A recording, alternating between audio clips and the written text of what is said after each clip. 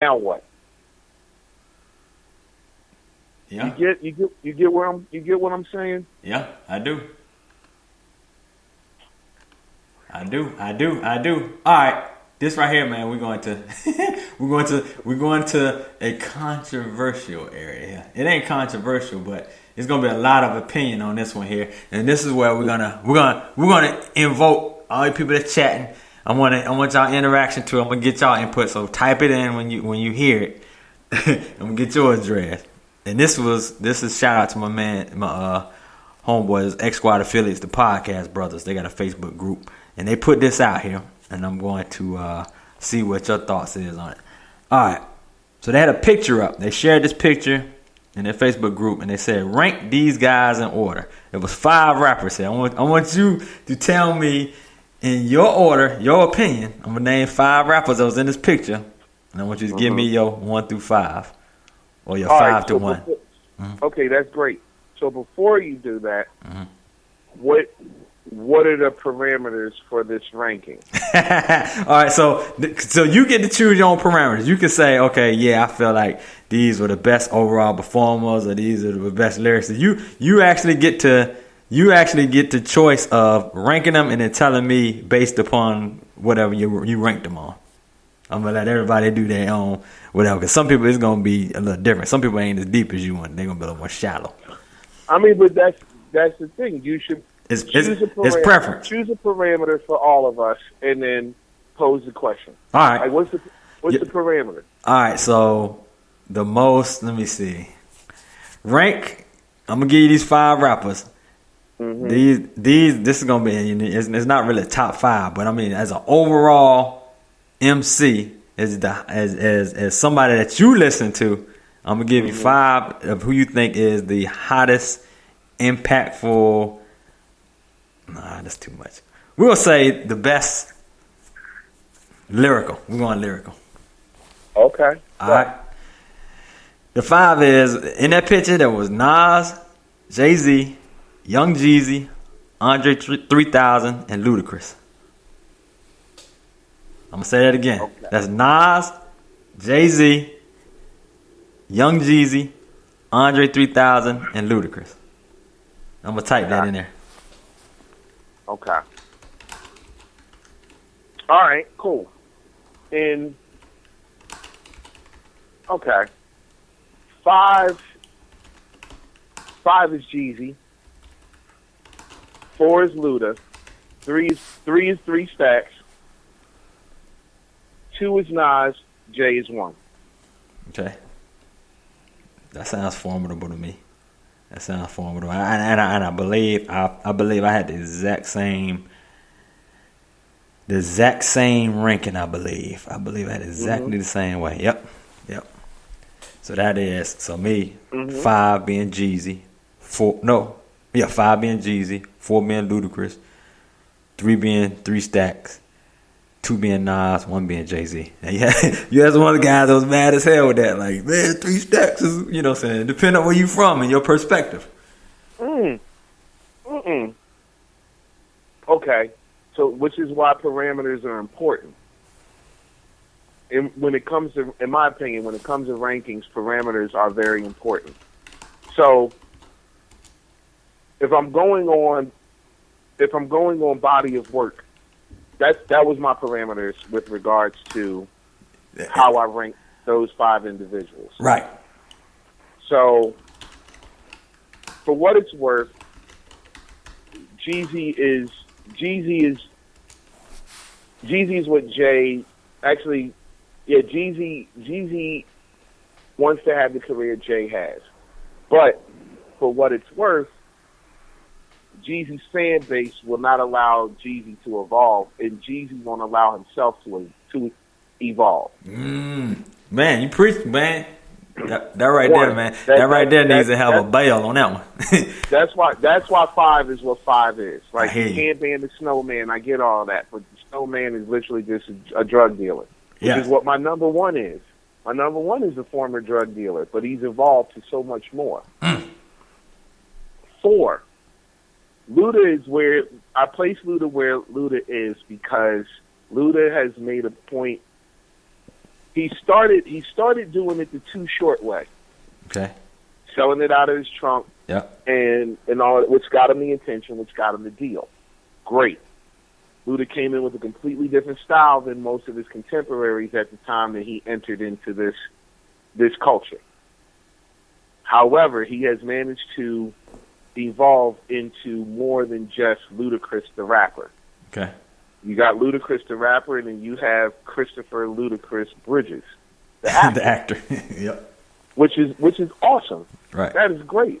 Evolution. He's managed to go and figure out that Hollywood money, which helps the overall effect of the Ludaverse. Right. Okay? That's great for Ludacris. And his scope of work, you know, we have shining moments. Like Runaway Love is a shining moment. You know what I'm saying? MVP on the Theater of the Mind album is a shining moment. Yeah. Like he has shining moments, but the majority of Luda's catalog is chasing chicks and getting pussy and tricking out, you know, and tricking broads at tricking at the strip club. Yep. That's Luda. Yep. It's great. You know, you got the money to go ahead and take them all over the world, as one of his songs indicates. You know, but that's Luda. That's great. 3 Stacks is where he is in my ranking because while I love Andre 3000 as half of Outkast, yep, and I love every one of his cameos, yep, he still has yet to be Q-Tip from A Tribe Called Quest. Mm. In saying that and I'm pretty certain everybody that's listening to the interview that loves 3000 wishes 3 Stacks would give us a solo album. Right. And no, The Love Below does not count as a solo album. Right. Exactly. So we're clear. Right. Because I know somebody wants to say, well, what about Speaker Box The Love Below? Oh. Great record, great album of the year shit. Awesome. Yep. But it's not a solo record. Oh. It's an Outkast record. And Outkast is a group. Yep. So until Andre 3000 gives us a solo record, the strength of his work with Outkast and his cameos are enough for me to put him at 3. That makes sense. Nas is at 2 because if Nas had Rick Ross's ear, he would be my number 1. Mm. You mean production wise, music wise, when he's rolling over, when he's rapping over? What I'm saying is Nas can't pick great beats. Mm. Wow. He's horrible at picking great tracks. Mm. He's literally one of the most prolific wordsmiths of our time. But the music that he chooses to give us these beautiful words and lyrics over, 9 times out of 10 are fucking trash. Woo! Hey man, you dropping it, man. So you're saying Nas over what's my man what's the production team behind Rick Ross? Man, it don't matter. I forgot their name, but them guys, Justice League. Nas over Justice League. But here's the thing: all of Ross's beats aren't Justice League production. That's true. So, like I said,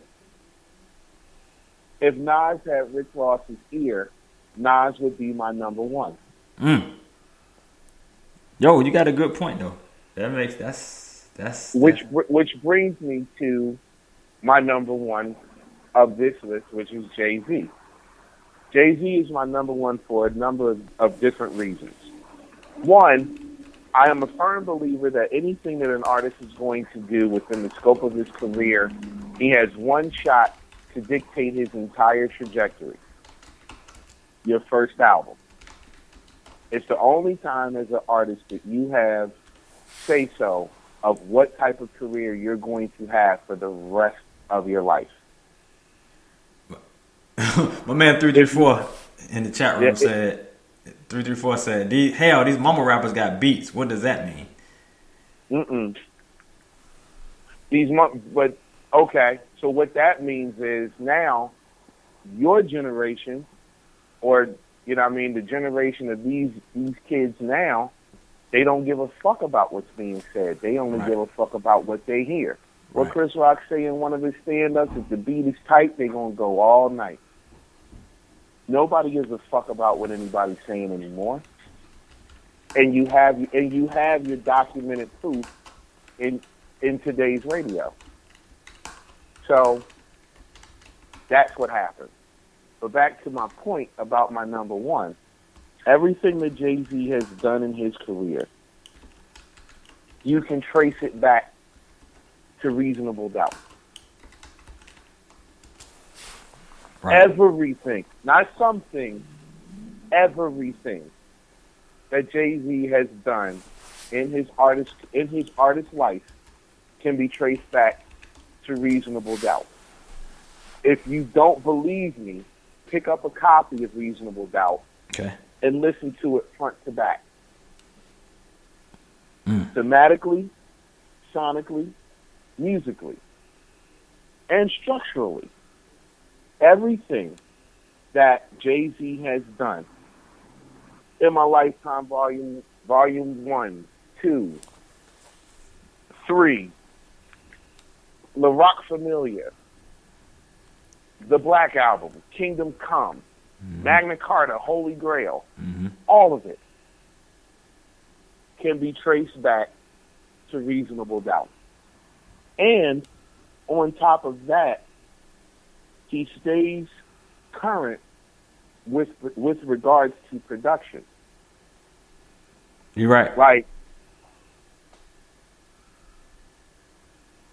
from Timbaland to Pharrell to Clark Kent to Just Blaze to Kanye to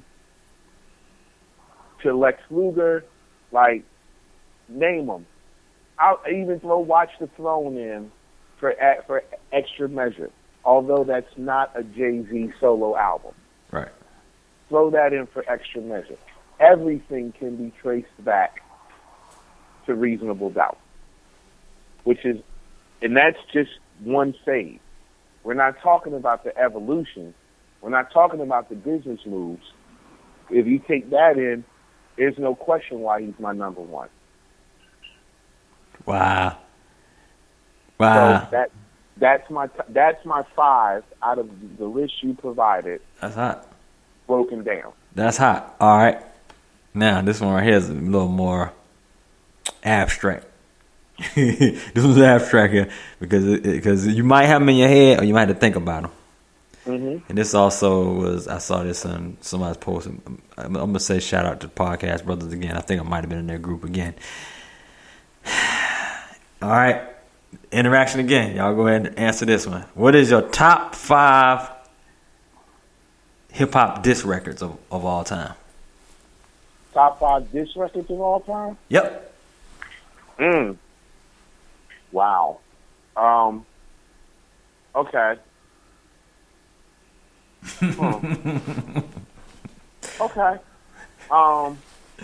There's a whole lot of them out there. Let me see, because you got Q, you got No Vaseline. 5. Yep. Hold on.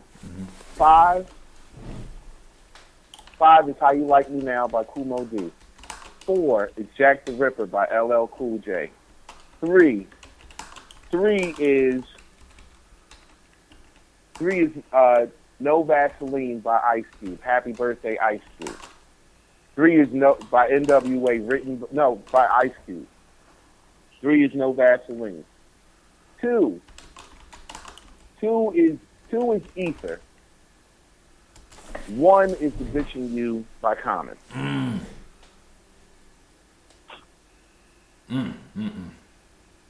Let me see. Damn. Ether? Did you leave Ether out? You Ethan. Okay. Ethan's my number 2. Okay. Bridge is over.